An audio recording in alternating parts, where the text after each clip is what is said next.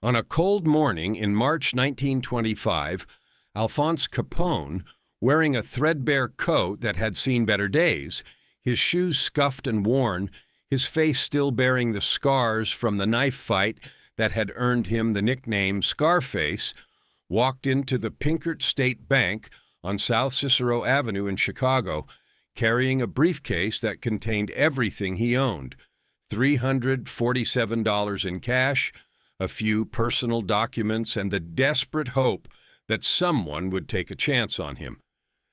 He was 26 years old, was working as mid-level enforcer for Johnny Torrio's bootlegging operation, was earning maybe $150 a week when things were good, and he needed a loan of $2,000 to expand a speakeasy operation that he believed could make him significant money if he could just get the capital to purchase more inventory and to bribe the right police officers.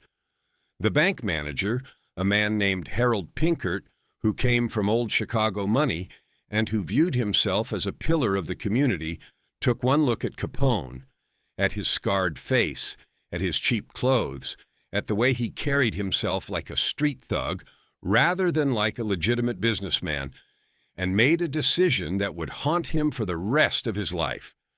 Pinkert called Capone a bum, told him, "We don't lend money to nobodies who smell like the gutter," ordered him out of the bank with instructions to never come back unless you become somebody, which you never will.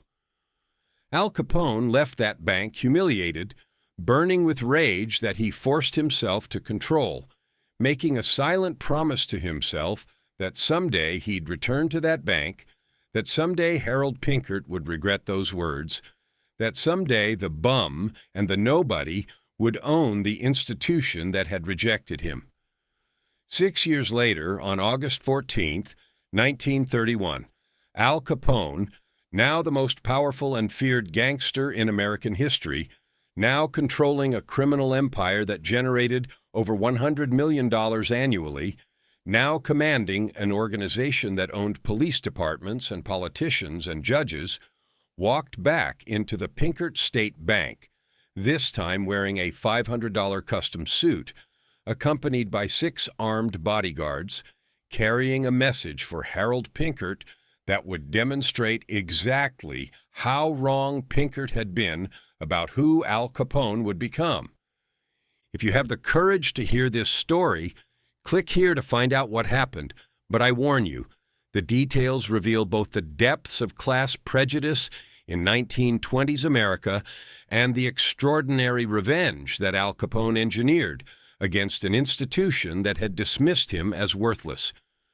This narrative explores how Capone rose from rejected nobody to criminal emperor, how he planned his return to the bank that had humiliated him, how he walked in with $10 million in cash and told Harold Pinkert, "I'm buying your bank," and how even though such a cash purchase was technically illegal under banking regulations, Capone demonstrated through sheer force of will and power that laws meant nothing when you had enough money and enough guns, that the bum Pinkert had dismissed had become someone who could purchase institutions that had once rejected him, and that the ultimate revenge wasn't destruction, but possession, owning the very place that had told you that you were nobody and would never be anybody. March 12th, 1925, was a Thursday, a miserable early spring day in Chicago where sleet fell from gray skies and the wind cut through cheap clothing like knives, where the temperature hovered around 35 degrees, and everything felt damp and cold and unwelcoming. Al Capone had been up since 5 a.m., had walked 3 miles from the rooming house where he lived in a cramped single room that cost $4 per week, had rehearsed in his mind what he'd say to the bank manager, had tried to prepare himself for what he hoped would be the beginning of his rise from street-level enforcer to legitimate businessman. The briefcase he carried, actually a battered leather satchel that he'd bought second-hand for $2, contained $347 in small bills that he'd saved over 6 months, Money he'd earned working for Johnny Torrio's bootlegging operation. Money that represented everything he had in the world. Capone was 26 years old, had been in Chicago for 6 years since arriving from Brooklyn in 1919, and was still living paycheck to paycheck, still struggling to establish himself, still far from the wealth and power he'd imagined when he'd first come west. But he had a plan.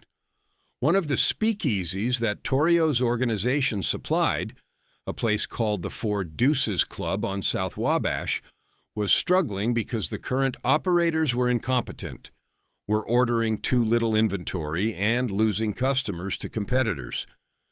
Capone believed if he could take over the operation, if he could get a loan to purchase more inventory and to properly bribe the local police captain, he could turn the Four Deuces into a profitable operation that would demonstrate his business skills to Torrio, and that would get him promoted from street-level enforcer to manager-level operator.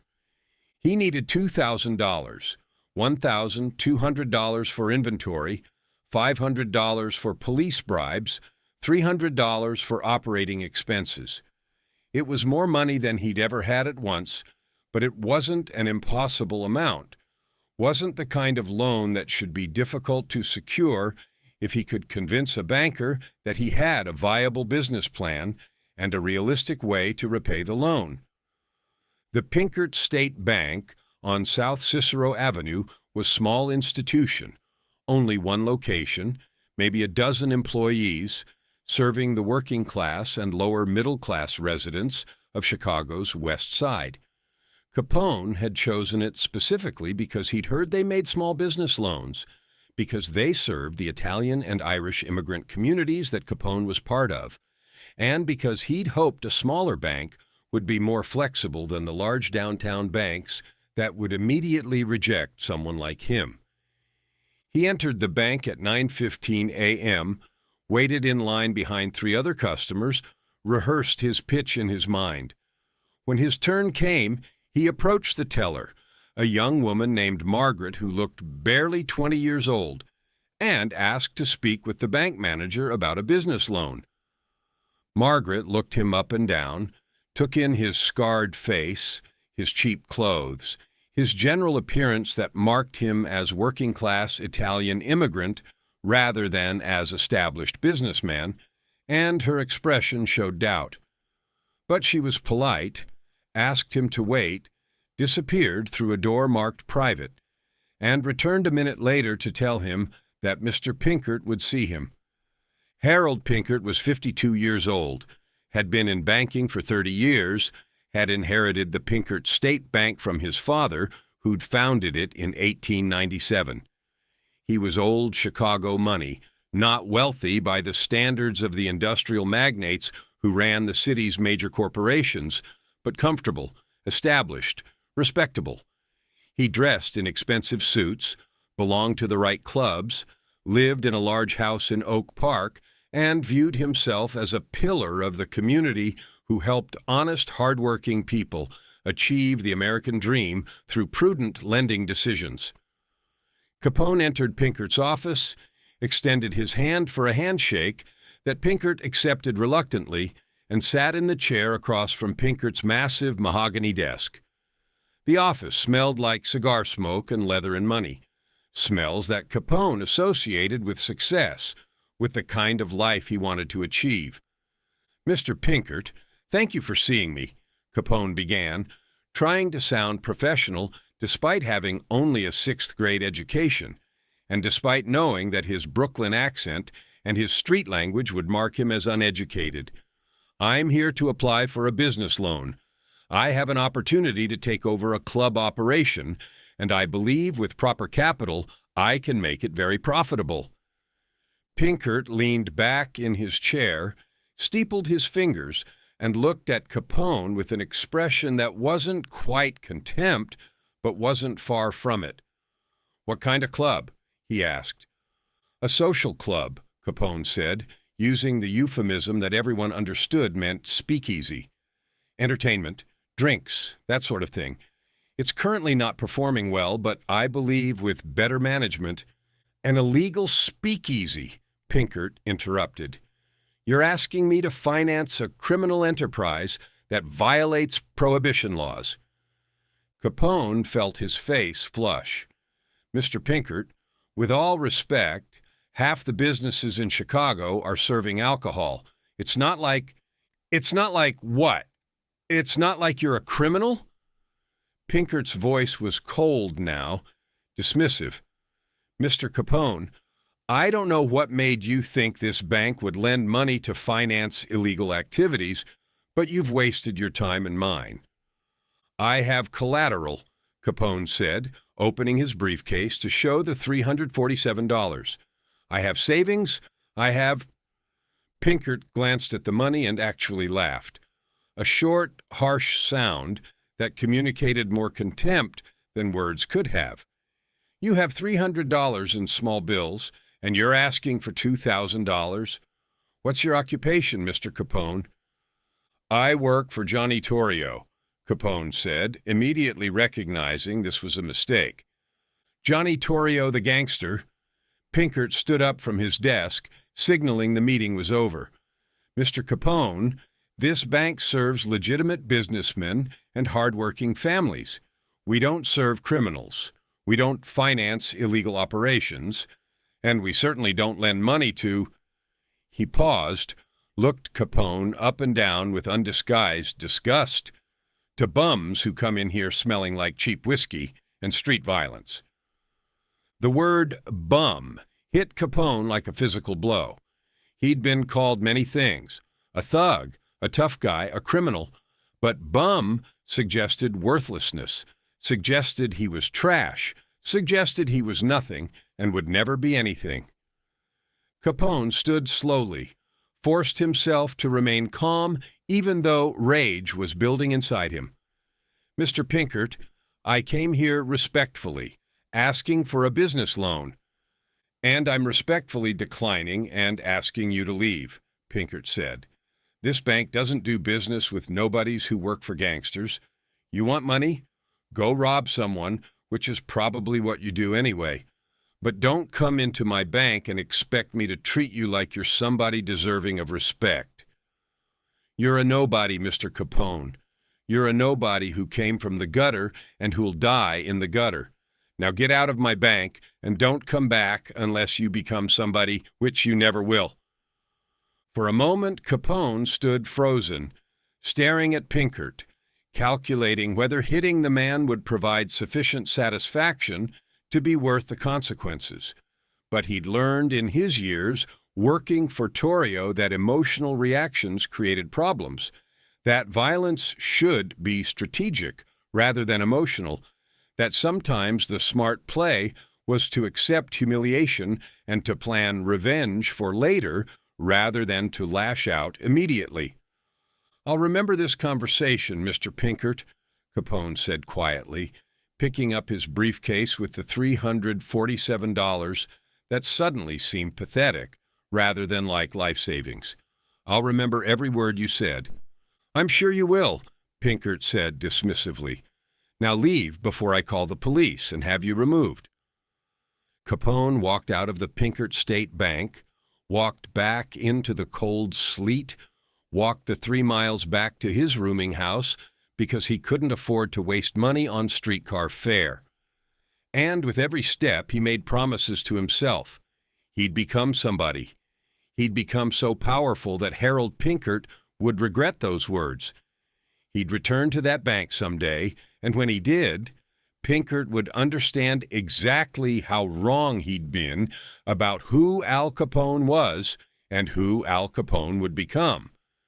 The humiliation Al Capone experienced at the Pinkert State Bank in March 1925 was more than just personal slight.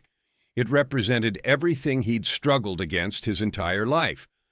The class prejudice that dismissed poor immigrants as worthless, the assumption that someone from his background could never become legitimate or successful, the casual cruelty of people with inherited wealth toward people who were trying to rise through their own efforts. The class dimension. Harold Pinkert's rejection of Capone's loan application wasn't based primarily on the illegality of the speakeasy operation. Plenty of banks in 1920s Chicago were financing operations that technically violated prohibition laws, were accepting deposits from bootleggers, were participating in the illegal alcohol economy that generated billions of dollars during Prohibition. Pinkert rejected Capone because Capone was working-class Italian immigrant, because he had the wrong accent and the wrong clothes and the wrong background, because he represented a class of people that Pinkert viewed as inherently inferior. The language Pinkert used, bum, nobody, gutter, was language of class contempt, was the way that people with inherited privilege talked about people who'd been born poor and who were trying to rise. It wasn't just refusal of a loan application, it was dismissal of Capone as a human being, was assertion that people like Capone didn't deserve respect and would never deserve respect regardless of what they achieved. For Capone, who'd spent his entire life fighting against assumptions about what Italian immigrants could accomplish, who'd watched his parents work brutal hours for poverty wages, who'd experienced discrimination and prejudice from childhood, Pinkert's words crystallized everything he resented about the American class system that promised opportunity but delivered contempt. The emotional stakes. The humiliation created emotional wound that would drive Capone for the next 6 years. Every time he made progress in his criminal career, every time he earned more money or gained more power, part of what motivated him was the memory of Harold Pinkert, calling him a bum and a nobody, was the desire to prove Pinkert wrong, was the need to achieve level of success that would allow him to return to that bank and to demonstrate that he'd become somebody despite Pinkert's prediction that he never would. This emotional dimension transformed the Pinkert rejection from simple business disappointment into obsession.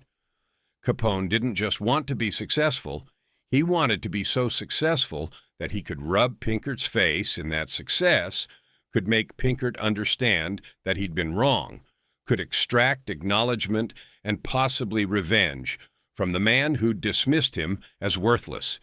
The financial stakes.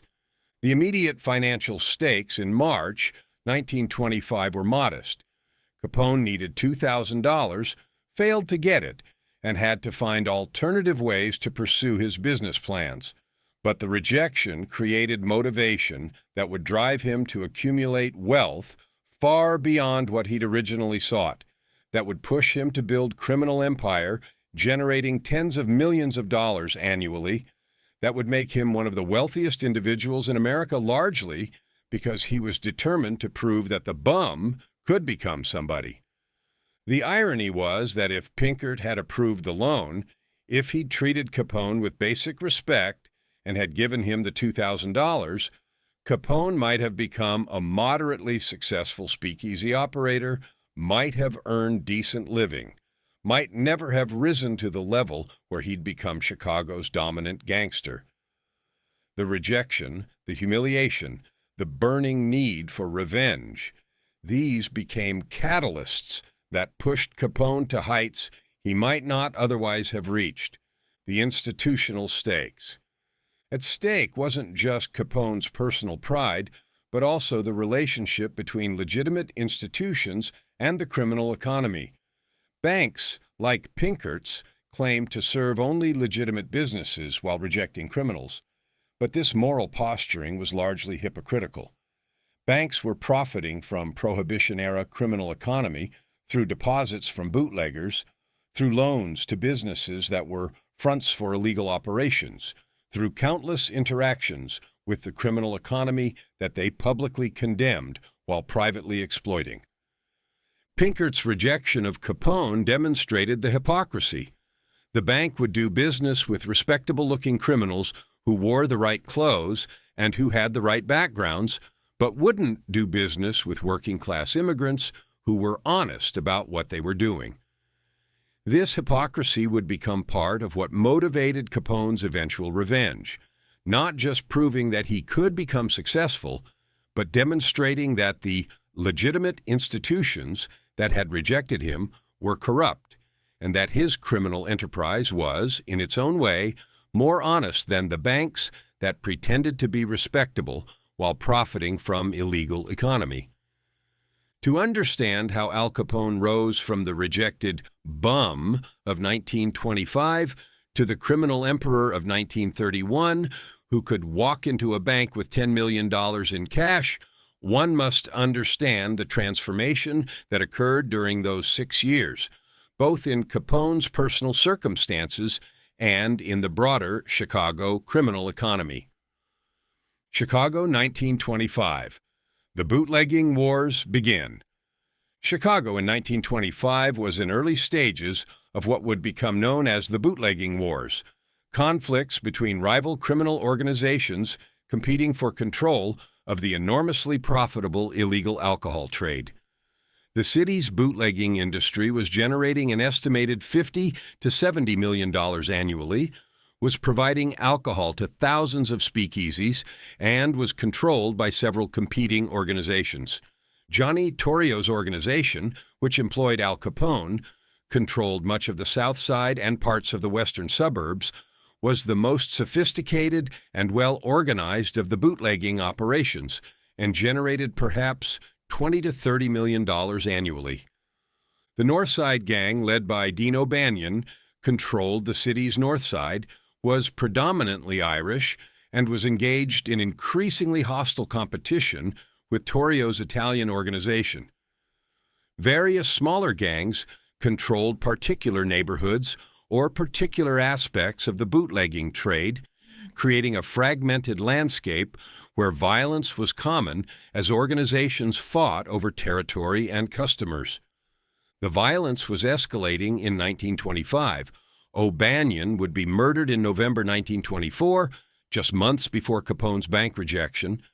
Johnny Torrio would be shot and nearly killed in January 1925, and the stage was being set for all-out war that would kill hundreds of people over the next few years. For Al Capone in March 1925, this meant opportunity. If he could prove his worth during the coming violence, if he could rise within Torrio's organization as it fought for dominance, he could achieve the wealth and power that would allow him to eventually take his revenge on Harold Pinkert. Chicago, 1927 to 1929. Capone's rise to dominance. Johnny Torrio's near-death experience in January 1925 convinced him to retire from organized crime. He turned over control of the organization to Al Capone and moved to Italy, leaving Capone as boss of Chicago's largest bootlegging operation at age 26. Over the next 4 years, Capone fought and won the bootlegging wars. In 1926 to 1927, Capone's organization waged war against the North Side Gang, gradually eliminating their leadership through systematic assassination, expanding Capone's territory to include most of Chicago's profitable bootlegging areas. In 1928, Capone established control over Cicero, Illinois, the subject of previous narratives, giving him secure suburban base where he could operate breweries and speakeasies without interference from Chicago police. By 1929, Capone's organization was generating over $100 million annually from bootlegging, gambling, and prostitution, making him one of the wealthiest individuals in America and giving him power that rivaled or exceeded legitimate business leaders and politicians. The St. Valentine's Day Massacre in February 1929, where Capone's men murdered 7 members of the North Side Gang in a garage, marked the end of serious resistance to Capone's dominance and established him as undisputed boss of Chicago organized crime. Chicago 1930 to 1931, peak power. By 1930, Al Capone had achieved level of wealth and power that would have been unimaginable in March 1925 when he'd been rejected as a bum by Harold Pinkert. His organization employed over 1,000 people in various capacities, from brewery workers to enforcers to accountants who managed the money. He owned or controlled hundreds of businesses, speakeasies, breweries, gambling operations, brothels, and legitimate businesses that were used for money laundering. He had corrupted law enforcement at every level. Police officers, judges, prosecutors, even federal prohibition agents were on his payroll.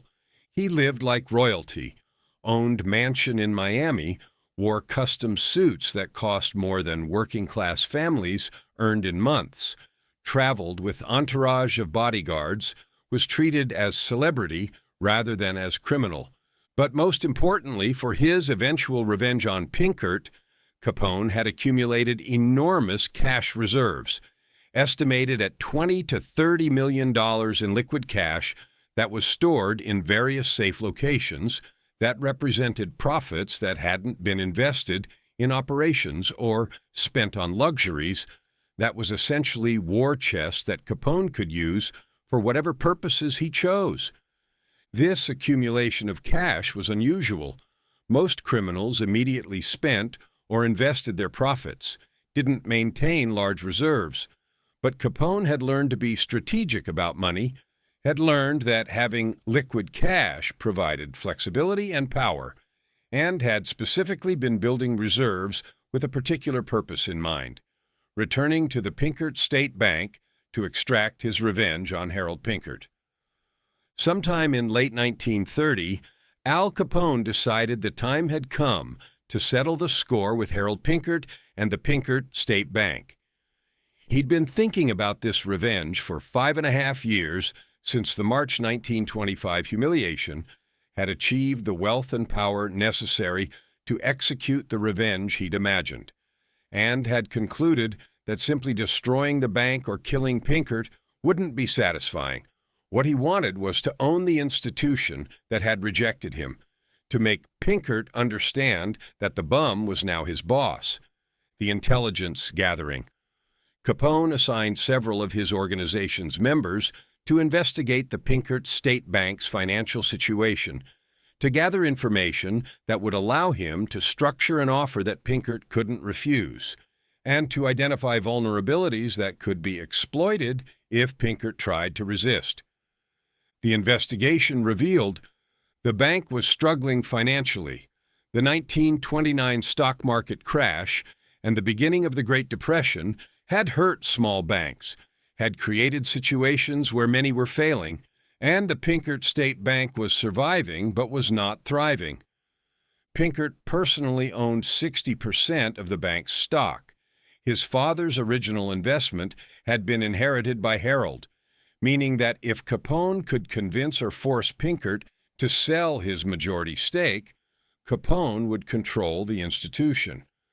The bank was valued at approximately $800,000 based on its assets, deposits, and projected earnings, meaning that purchasing controlling interest would cost perhaps $500,000 at market rates. Pinkert was 58 years old, had no children to inherit the bank, had a wife who was in poor health, and was himself considering retirement within the next few years.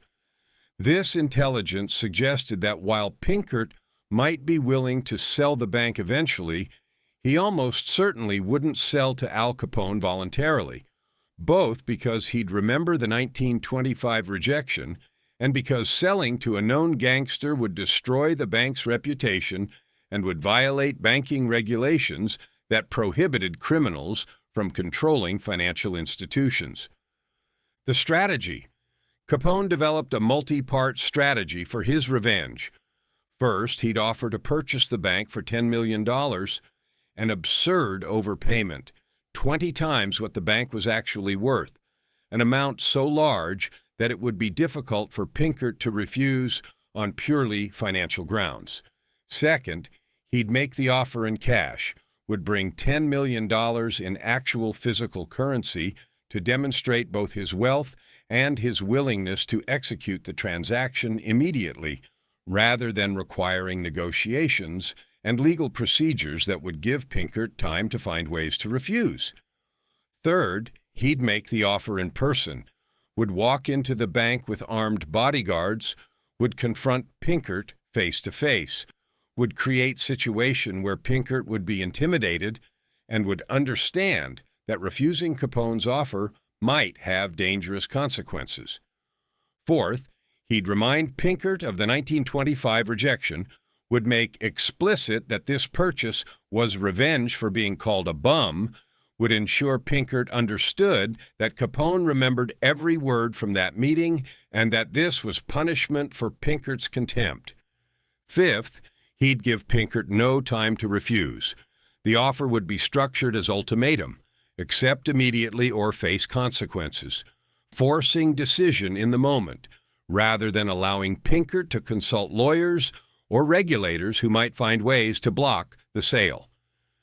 The strategy was designed to humiliate Pinkert the same way Capone had been humiliated in 1925, to make Pinkert feel powerless, to demonstrate that the bum was now so powerful that Pinkert had no choice but to accept his terms, to extract revenge through forcing Pinkert to acknowledge that he'd been completely wrong about who Al Capone was and what he could become. The legal problems. Capone's advisors, including his lawyer and his accountants, immediately identified that purchasing a bank with cash was illegal under federal banking regulations. The National Bank Act and various state banking laws prohibited individuals with criminal records from controlling banks, prohibited cash purchases of banks without regulatory approval, and required that bank ownership changes be approved by banking regulators who would investigate purchasers' backgrounds and sources of funds. The Bank Secrecy Act regulations, though not formalized until later, were being developed in response to organized crime's attempts to control financial institutions, meant that Capone's attempt to purchase a bank would attract immediate federal attention. Tax implications of a $10 million cash transaction would require explaining where the money came from, would create immediate IRS investigation, and would expose Capone to potential tax evasion charges. In short, what Capone was planning was legally impossible. He couldn't legally purchase the bank, couldn't legally take ownership even if Pinkert agreed to sell, couldn't legally operate a bank even if the purchase somehow went through. But Capone didn't care about legality. His point wasn't to actually operate the bank as a going concern. His point was to demonstrate his power, to humiliate Pinkert, to prove that the bum could purchase institutions that had rejected him regardless of what laws said he couldn't. If the transaction couldn't be legally completed, if regulators eventually blocked the sale, that didn't matter. What mattered was the moment when he walked in with $10 million in cash and told Harold Pinkert, "I'm buying your bank." The moment when Pinkert understood that Capone had become exactly what Pinkert said he'd never become. On August 14th, 1931, 6 years and 5 months after Harold Pinkert had called him a bum and ordered him out of the Pinkert State Bank, Al Capone returned. The preparation. The night before, Capone's organization transported $10 million in cash from various safe locations where Capone stored his reserves. The money was primarily in large bills, $1,000 bills, $500 bills, some $100 bills, that made the physical volume manageable. $10 million in $1,000 bills was 10,000 notes, which could fit in several large briefcases or in a few steamer trunks. The money was loaded into an armored truck that Capone's organization owned, was driven under guard to a warehouse near the Pinkert State Bank, was transferred to several large leather briefcases and 2 steamer trunks that could be carried into the bank by Capone's men. Capone personally selected the men who'd accompany him: his brother, Ralph Capone, his enforcer, Frank Nitti, and 4 bodyguards who were heavily armed with pistols and Thompson submachine guns hidden under long coats. The group was designed to be intimidating, enough men to control the bank if resistance occurred, enough visible guns to make clear that Capone wasn't making a request, but was making a demand backed by force. Capone dressed carefully, wore his most expensive suit, a dark blue custom-tailored creation that had cost $500, wore a silk shirt and a tie with a diamond stick pin, wore shoes that had been handmade in Italy and that cost more than most working men earned in a month. He wanted to look like the wealthy, powerful man he'd become, wanted the contrast with the shabby clothes he'd worn in 1925 to be stark and obvious, wanted Pinkert to understand immediately that the bum had become somebody. The arrival.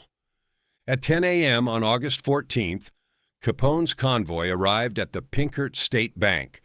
3 black Cadillacs, expensive vehicles that screamed wealth and power, pulling up to the curb outside the small bank on South Cicero Avenue. The neighborhood hadn't changed much since 1925. Still working class, still primarily immigrant families, still the kind of place where a small bank could serve local residents and small businesses. But everything else had changed.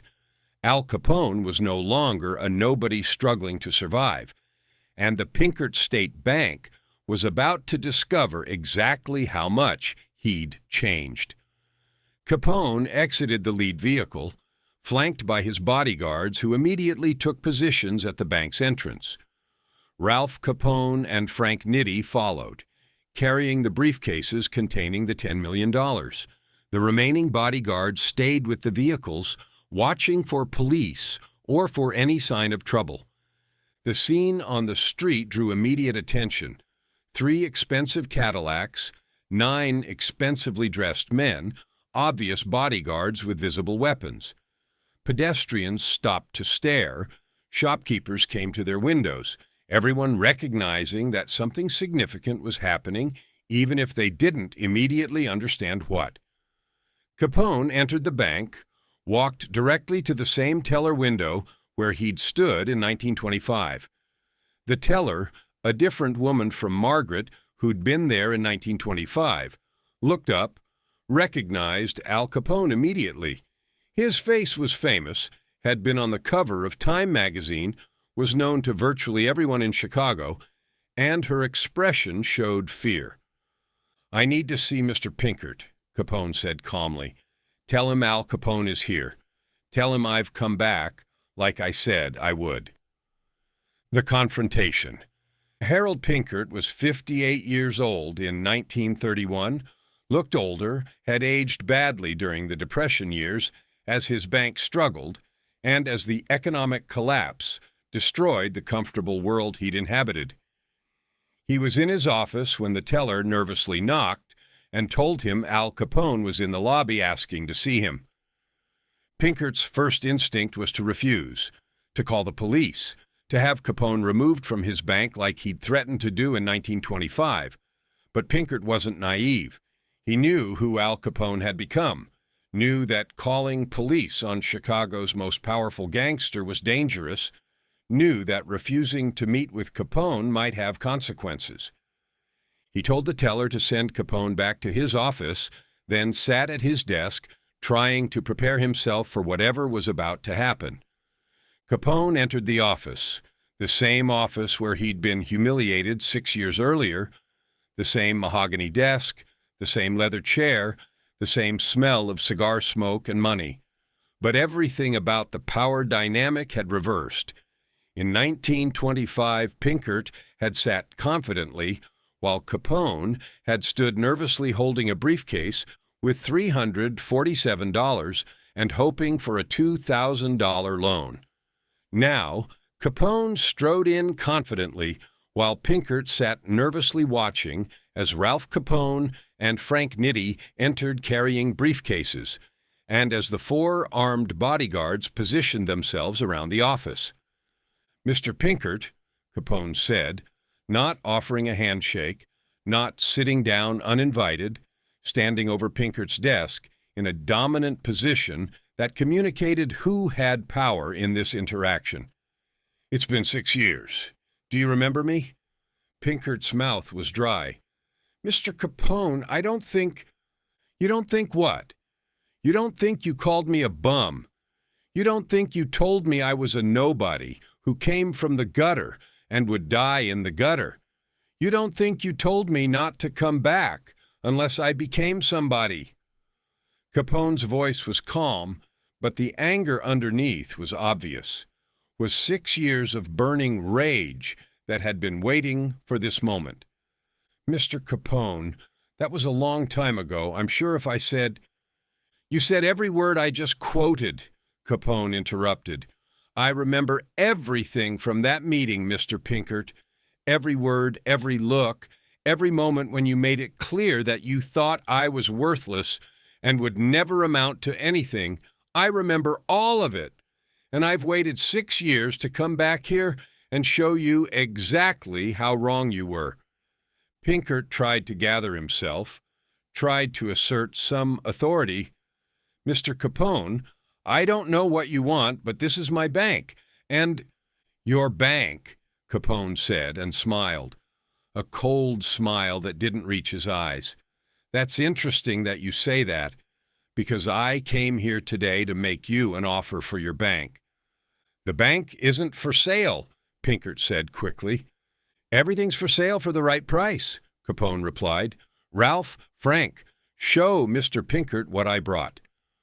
Ralph Capone and Frank Nitti placed their briefcases on Pinkert's desk, opened them to reveal neatly banded stacks of large denomination bills, thousands of $1,000 bills, hundreds of $500 bills. The briefcases literally filled with money. "That's $4 million, Capone said. "There's another $6 million in the trunks in my car. $10 million total, Mr. Pinkert. I'm offering you $10 million in cash for your bank. That's about 20 times what it's worth, by the way. You'd be hard-pressed to find anyone offering you even $1 million in this economy. I'm offering you $10 million because I can afford it, and because I want you to understand that the bum you dismissed 6 years ago is now rich enough to purchase the institution that rejected him." The frozen moment. Harold Pinkert froze. His mind raced through several reactions simultaneously: shock at seeing $4 million in cash sitting on his desk, at understanding that Capone had actually brought $10 million to purchase the bank, fear about what would happen if he refused, about whether the armed men in his office would hurt him, about whether Capone would destroy the bank if Pinkert didn't agree to sell. Confusion about how to respond, about whether the offer was even serious or was some kind of test, about whether Capone expected him to accept or whether this was just elaborate humiliation. Recognition that Capone was right. He had become somebody, had become one of the most powerful and wealthy men in Chicago, had proven completely wrong every assumption Pinkert had made about him in 1925. "Mr. Capone," Pinkert finally said, his voice shaking, "I don't think this is legal. You can't just purchase a bank with cash. There are regulations, there are approval processes, there are—" "I don't care about regulations," Capone said. "I care about making a point. I care about you understanding that I became exactly what you said I'd never become.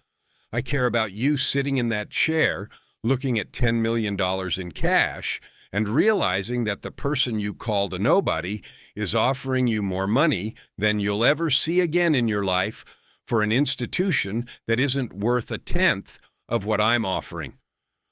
"But even if I wanted to sell," Pinkert said, grasping for any argument that would allow him to refuse, "the regulators would never approve it. They wouldn't allow someone with your background to control a bank." "You're probably right," Capone agreed. "The regulators would probably block the sale. But that's not my problem, Mr. Pinkert. That's your problem. Because I'm making you an offer right now, and you have two choices. You can accept my offer, take my $10 million, and let the lawyers and regulators figure out whether the sale can actually go through. Or you can refuse my offer, watch me walk out of here with my money, and spend the rest of your life wondering what would have happened if you'd said yes. Is that a threat? Pinkert asked, his voice barely above a whisper. Capone smiled again. Mr. Pinkert, I don't need to threaten you. I own half the police in this city. I control more money than most state governments. I have more power than any elected official in Chicago. If I wanted to destroy you or your bank, I wouldn't need to threaten you. I'd just do it. This isn't a threat.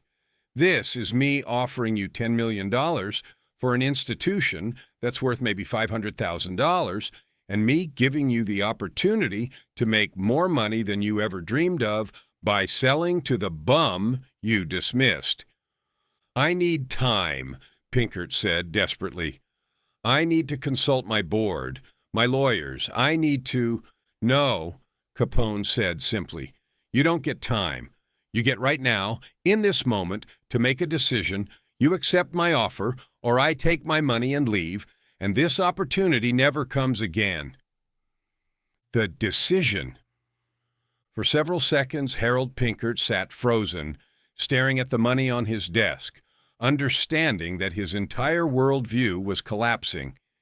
He'd spent his life believing that people like him, respectable, educated, established, were inherently superior to people like Capone, immigrants, criminals, working class. The social order he'd believed in, where respectable people maintained institutions and kept criminals in their place, was being revealed as fiction. Capone had more money, more power, more of everything that supposedly indicated success and importance. The bum was offering to purchase the institution that represented Pinkert's respectability, and Pinkert couldn't refuse because the offer was too generous, because refusing would be financially insane. I accept, Pinkert said finally, the words barely audible. Say it louder, Capone demanded. I want to hear you say clearly that you're selling your bank to the bum you told to get out 6 years ago. Pinkert looked up at Capone, saw the triumph in his eyes, understood that this was about humiliation as much as it was about business. I accept your offer, Mr. Capone. I'll sell you the bank. For $10 million, Capone prompted. For $10 million, Pinkert repeated. Capone nodded to Frank Nitti, who produced a handwritten contract that Capone's lawyers had prepared. A simple document stating that Harold Pinkert agreed to sell his controlling interest in the Pinkert State Bank to Alphonse Capone for $10 million in cash, effective immediately pending regulatory approval. Sign it, Capone said, placing the document on the desk. Pinkert picked up his pen, his hand shaking, and signed the document. Frank Nitti signed as witness, as did Ralph Capone. Now, Capone said, I want you to count the money. I want you to sit here and verify that it's actually $10 million, that I'm not cheating you, that the bum keeps his word about business transactions, even if you didn't keep your word about treating people with respect. For the next hour, Harold Pinkert sat at his desk, counting money, opening the briefcases, examining the bills, stacking them in piles, verifying the amounts. The 4 bodyguards stood watching. Capone sat across from Pinkert, smoking a cigar, waiting. When Pinkert finished counting, when he confirmed that the briefcases contained $4 million and that the trunks that were brought in from the cars contained the additional $6 million, he looked at Capone with an expression that combined defeat and something approaching respect. It's all here, Pinkert said. Of course it is, Capone replied. I'm a criminal, Mr. Pinkert, but I'm not a cheat. When I make a deal, I honor it. Unlike respectable bankers who make judgments about people based on their clothes and their accents rather than on their character or their potential. Capone stood, prepared to leave, then paused. One more thing, Mr. Pinkert. I want you to know that I don't actually want to own your bank. I don't need to own a bank. I have plenty of ways to handle my money. I made this offer because I wanted you to understand that the person you called a nobody became somebody, that the person you said would die in the gutter became rich enough to purchase the institution that rejected him. The regulators will probably block the sale, and I'm fine with that. But you'll remember this day for the rest of your life. You'll remember that the bum you dismissed came back with $10 million in cash and made you sell him the thing you were most proud of. That's what I wanted. Not the bank, just the satisfaction of making you understand how wrong you were. Capone walked out of the office, his bodyguards following, leaving Pinkert sitting at his desk surrounded by $10 million in cash, stunned by what had just happened. The sale of the Pinkert State Bank to Al Capone, predictably, never went through legally. Within days, federal banking regulators were alerted to the transaction, began investigating, and determined that Capone couldn't legally control a bank due to his criminal background. Within weeks, the contract was nullified by federal order, the sale was blocked, and Pinkert was ordered to return the $10 million to Capone. Within months, the Pinkert State Bank was effectively destroyed. Its reputation was ruined by the association with Capone, depositors withdrew their money, and the bank was eventually forced to close in 1932, a victim of both the Depression and the scandal of having nearly been purchased by America's most famous gangster. Harold Pinkert retired in disgrace, his bank gone, his reputation destroyed. Living out his final years, he died in 1938, knowing that the person he'd dismissed as a worthless bum had become powerful enough to destroy the institution Pinkert had spent his life building. Al Capone got his $10 million back, minus some legal fees and costs, got the satisfaction he'd sought, and moved on to other concerns. Within 2 months of the bank incident, Capone would be indicted for income tax evasion, the case that would eventually send him to federal prison and would end his criminal empire. But the Pinkert incident became legendary in Chicago, a story that was told and retold about how Al Capone had taken ultimate revenge on someone who'd humiliated him, about how the bum had proven he could become somebody despite every prediction that he never would, about how class prejudice and contempt had motivated one of the most spectacular demonstrations of power in American crime history. The story of Al Capone's revenge on the Pinkert State Bank reveals several uncomfortable truths about American society, about class, about the relationship between legitimate and illegitimate power, and about what drives people to extraordinary achievements, even criminal achievements. The class resentment. Capone's obsession with returning to the bank that rejected him was driven fundamentally by class resentment, by the humiliation of being dismissed as worthless because of his background, by the anger at being judged based on his clothes and accent rather than on his potential or character. This resentment wasn't unique to Capone. Millions of working-class Americans experienced similar judgments, similar dismissals, similar contempt from people who had inherited wealth or status and who viewed themselves as inherently superior. What made Capone different was his willingness to pursue revenge, regardless of cost or legality, his ability to accumulate enough power that he could actually execute the revenge he'd imagined, and his understanding that the most satisfying revenge wasn't violence, but was forcing the person who'd humiliated him to acknowledge that they'd been wrong, the illegitimate power. The incident demonstrated how Prohibition had created circumstances where criminals could accumulate power that rivaled or exceeded legitimate institutions. Capone's $10 million offer was real. He actually had that much cash available, actually could have purchased the bank if regulations hadn't prohibited it. This level of wealth from illegal activities was unprecedented in American history. was made possible by Prohibition's creation of massive black market in alcohol that generated billions of dollars for criminal organizations. The fact that Capone could walk into a bank with $10 million in cash and force its owner to sign a sales contract, even though the sale would never be completed legally, demonstrated that criminal power had reached the point where it could challenge and humiliate legitimate institutions, where the illegitimate economy was generating more money than many legitimate businesses. The Pyrrhic victory. Capone's revenge was satisfying but ultimately hollow. He humiliated Pinkert, destroyed the bank, proved he could force the sale, but the transaction was nullified and Capone gained nothing material except the satisfaction of having made his point. In that sense, it was Pyrrhic victory, won at significant cost, the legal fees, the regulatory attention, the destruction of any remaining plausible deniability about his wealth, for minimal concrete benefit. But for Capone, the satisfaction was worth the cost.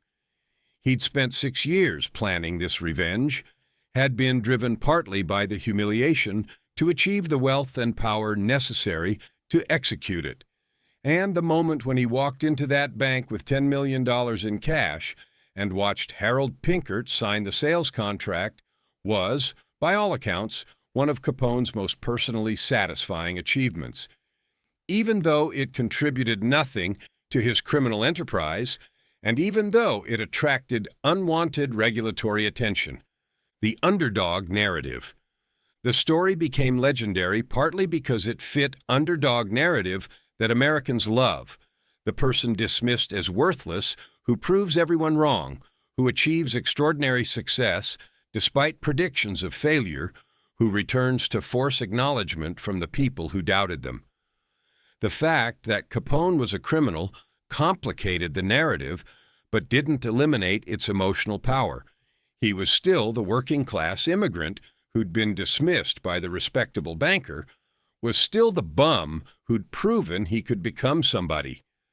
This narrative resonated with millions of Americans during the Depression who felt dismissed by institutions, who struggled to survive while banks foreclosed on their homes, who resented the class system that seemed designed to keep working people in their place. Capone's revenge on the bank became for many a vicarious satisfaction, seeing someone from their class extract revenge on the institutions that routinely dismissed and exploited them.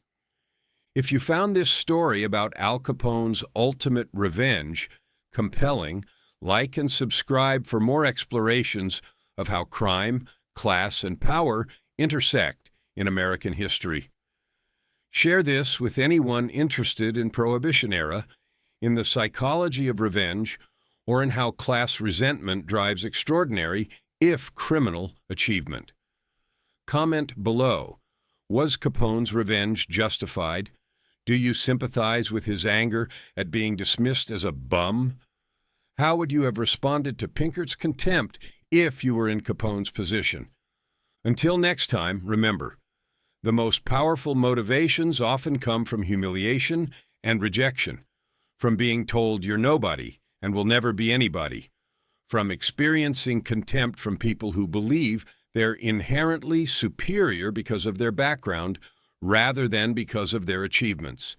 Al Capone was a criminal, was responsible for murders and for corrupting democratic institutions, was not someone to admire or emulate, but his response to being called a bum, spending 6 years accumulating enough wealth and power that he could return with $10 million in cash and force the banker who'd rejected him to sign a sales contract, reveals something universal about human psychology, about how rejection drives ambition, about how the need to prove doubters wrong can push people to extraordinary achievements even when those achievements are destructive and criminal. Harold Pinkert made a mistake in 1925, not just the moral mistake of treating another human with contempt, but the practical mistake of underestimating what that human would become when driven by the humiliation Pinkert had inflicted. The bum became somebody. The nobody became one of the most powerful criminals in American history. And the banker who dismissed him ended up signing a document selling his institution to the man he'd said would never amount to anything. That was Al Capone's revenge. Not violence, not destruction, but forcing acknowledgement, making the person who'd humiliated him understand exactly how wrong he'd been about who Al Capone was and what Al Capone could become.